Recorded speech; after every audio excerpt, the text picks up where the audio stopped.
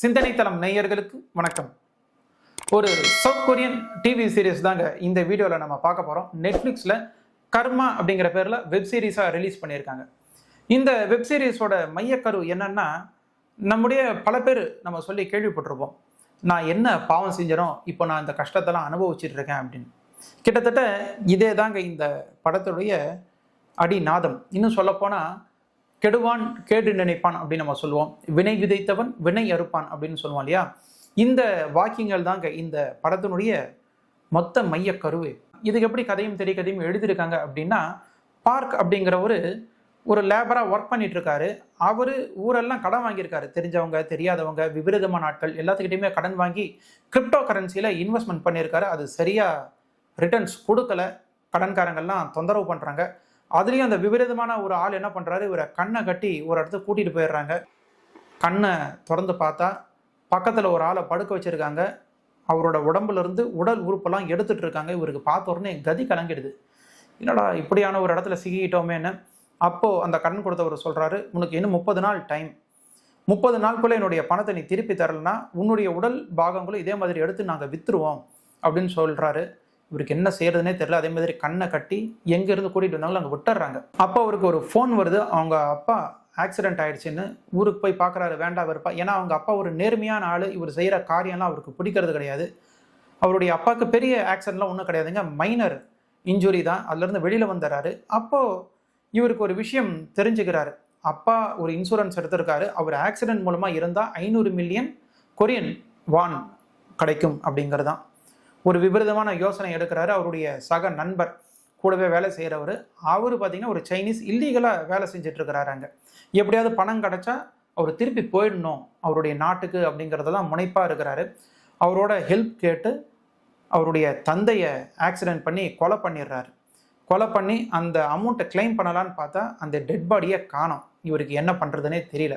இது ஒரு பக்கம் இருக்கிறப்போ, கிம் அப்படின்னு ஒருத்தர், அவரும் அவருடைய கேர்ள் ஃப்ரெண்ட், இவங்க 2 பேரும் சேர்ந்து அந்த ஊரில் இருக்கிற பணக்காரங்க, நல்ல ஒரு ப்ரொஃபஷனலில் இருக்கிறவங்க, இவங்களெல்லாம் ஹனி ட்ராப் பண்ணி பணம் சம்பாதிக்கிறதாங்க வேலை.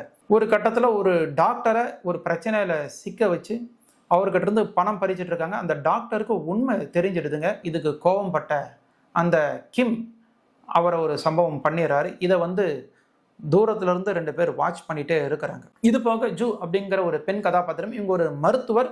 அவங்க வேலை செய்கிற மருத்துவமனையில் பொலிஸ்காரங்க ஒரு ஆளை குத்துயிரும் கொலையுருமா சேர்க்குறாங்க. அவங்க தீயினால் உடலெல்லாம் கருகி போச்சு. அவங்களுக்கு ஃபர்ஸ்ட் எய்டு கொடுத்து இந்த டாக்டர் காப்பாற்றுறாங்க. அப்புறம் தான் விஷயம் தெரியுது, அவனால் ஒரு காலத்தில் வன்புணர்வால் பாதிக்கப்பட்டவங்க தான் இந்த டாக்டர். தினம் தினம் அந்த நினைவாலேயே இவங்களுக்கு தூக்கம் இல்லாமல் இருக்குது. ரொம்ப அவஸ்தைப்படுறாங்க அந்த பழைய காயங்களை நினச்சி. ஸோ அந்த டாக்டர் என்ன பண்ணுறாங்க, இவனையை நம்ம காப்பாற்றணும், இவனை எப்படியாவது பழி வாங்கணும், இவனை பழி வாங்கினதுக்கப்புறம் தான் என்னால் இனி நிம்மதியாக தூங்க முடியும் அப்படின்னு நினைக்கிறாங்க.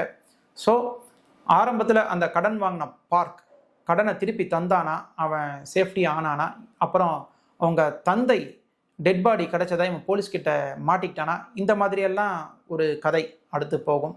அப்புறம் இந்த கிம் அப்படின்னு சொன்னான் இல்லையா, இவன் போலீஸ்கிட்ட மாட்டினானா, அந்த டாக்டரோட கொலையில் 2 பேர் பார்த்துட்டு இருக்காங்க. அவங்க என்ன மாதிரியான ஆக்ஷன்லாம் எடுத்தாங்க, இது ஒரு பக்கம் மாட்டினானா இல்லையா அப்படிங்கிறது. அப்புறம் இந்த டாக்டர் கொலை செய்ய முயற்சி பண்ணுறாங்களே, அவனை கொன்னாங்களா, நிம்மதியான வாழ்க்கையை வாழ்ந்தாங்களா, இது போக அந்த கடன் கொடுத்தவன் அந்த கடனாளியான முதல்ல பார்த்த அந்த பார்க்கை கூட்டிகிட்டு வந்தானா, அவனுடைய உடல் உறுப்பெல்லாம் எடுத்தானா, இதெல்லாம் தாங்க மீதி கதை. சரி, இது பார்த்தீங்கன்னா மொத்தமே 6 எபிசோட் கொண்ட வெப் சீரிஸுங்க. அந்த 6 எபிசோடும் மினிமம் 50லேருந்து 55 நிமிஷம் ஓடக்கூடியது. ஆரம்பத்திலிருந்து எண்டு வரைக்கும் எல்லாமே பொறுமையாக எடுக்கப்பட்ட காட்சிகள். எதுவுமே உங்களுக்கு ஒரு பரபரப்பான காட்சிங்கிறது இருக்காது. கதை பிரகாரம் நல்லா எழுதியிருப்பாங்க. எப்படின்னா, நீட்டாக நம்மளை செட் பண்ணியிருப்பாங்க. அந்த கதைக்குள்ளே ட்ராவல் ஆகிற மாதிரி நிதானமாக தான் பயணிக்கும். ஆனால் எங்கேயுமே போர் அடிக்காது. நமக்கு எந்த இடத்துல பரபரப்பு தேவையோ அதெல்லாம் அழகாக கொடுத்துருப்பாங்க. ஆனால் என்னென்னா, இந்த ஃபாஸ்ட் கட்டெல்லாம் இருக்கு இல்லையா, நிறைய கட் பண்ணி நமக்கு அப்படியே ஜிம்மிக்ஸ் வேலையெல்லாம் செஞ்சு காட்டுவாங்க இல்லையா, அந்த மாதிரிலாம் எதுவுமே இருக்காது. நீட்டாக இருக்கும் எடிட்டிங்கு. நிதானமாக தான் பயணிக்கும். ஆனால் எங்கேயுமே போர் அடிக்காது. அந்த மாதிரியான ஒரு ஸ்க்ரீன் பிளே நல்லா பண்ணியிருப்பாங்க. எந்த இடத்துல பலவீனம் அப்படின்னு பார்த்தீங்கன்னா, இந்த பெண் டாக்டர் இருக்கக்கூடிய போர்ஷன்ஸ் எல்லாமே இன்னும் நல்லா கிறிஸ்பாக பண்ணியிருக்கலாமோ அப்படின்னு தோணும். அப்புறம் இந்த வெப் சீரிஸை பொறுத்த வரைக்கும் இதில் யாருமே ஹீரோ ஹீரோயின் அந்த மாதிரிங்கிறது கிடையாது.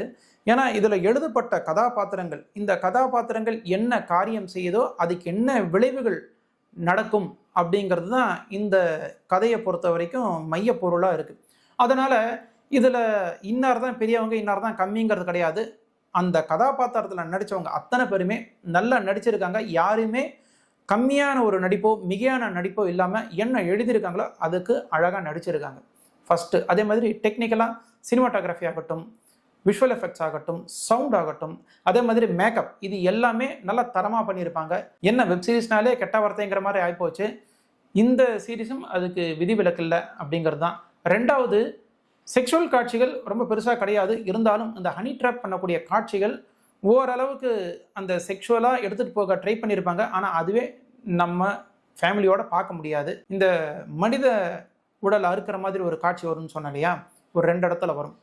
அதுவும் நம்மளால் பார்க்க முடியாது.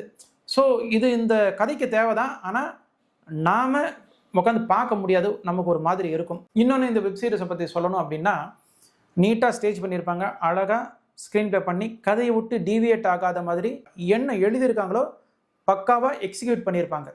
என்ன எழுதியிருக்காங்க, தப்பு பண்ணவன், அதே மாதிரி கெட்ட விஷயங்கள் பண்ணுறவங்களாம் மோசமான தண்டனையை அனுபவிப்பான் அப்படிங்கிறது தான் சொல்கிறாங்க. ஆனால் எந்த இடத்துல எழுத்துல இன்னொரு பிரச்சனை எனக்கு வருது அப்படின்னா, இந்த கடன் கொடுத்தவன் படம் கட்டாதவனை கூட்டிகிட்டு வந்து அவனுடைய உடல் உறுப்பெல்லாம் எடுக்கிற மாதிரி காட்டியிருப்பாங்க. அவனுக்கு உதவுற டாக்டர், இவங்க 2 பேருக்கும் என்ன கதி நேர்ந்ததுன்னு சொல்லவே இல்லையே. அவங்கள அப்படியே சிம்பிளாக விட்டுருப்பாங்க. இது என்ன மாதிரியான எழுத்து? அவங்க செய்கிற தொழில் என்ன புனிதமான தொழிலா? கிடையாது, இல்லீகலாக தானே பண்ணுறாங்க. ஒரு மனிதனுடைய உறுப்பை எடுத்து விற்கிறது ஒரு நார்மலான தொழில் கிடையாது. அதுவும் கோரமான விஷயம் தானே. ஸோ அவங்களுக்கு எங்கே போச்சு தண்டனை? வினை விதைத்தவன் வினை அறுப்பான் அப்படிங்கிறத மையமாக வச்சு எடுத்துருக்காங்க. கர்மா சும்மா விடாது அப்படிங்கிறது தாங்க. இந்த வீடியோ உங்களுக்கு பிடிச்சிருக்கும்னு நான் நினைக்கிறேன். பிடிச்சிருந்தா லைக் பண்ணுங்கள், ஷேர் பண்ணுங்கள், கமெண்ட் பண்ணுங்கள். நம்ம சிந்தனை தளம் சேனலை சப்ஸ்கிரைப் பண்ணாதவங்க சப்ஸ்கிரைப் பண்ணுங்கள். மீண்டும் ஒரு நல்ல காணொலியில் நான் உங்களை சந்திக்கிறேன். அதுவரை உங்களிடமிருந்து விடை பெறுவது நன்றியுடன் ஹரிராவ்.